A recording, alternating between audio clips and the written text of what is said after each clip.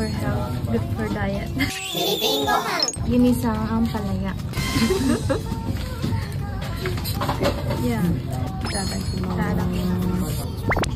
Bitter melon. With eggs. Tomato. Not that very bitter. Not very bitter today. But like some people doesn't like it. Yeah, I think so. Especially kids. Do you cook it at home, like with your family? Yeah. Usually in the morning for breakfast. That's good. I like this. That's all for today. So thank you for watching. See you again next time. Bye bye.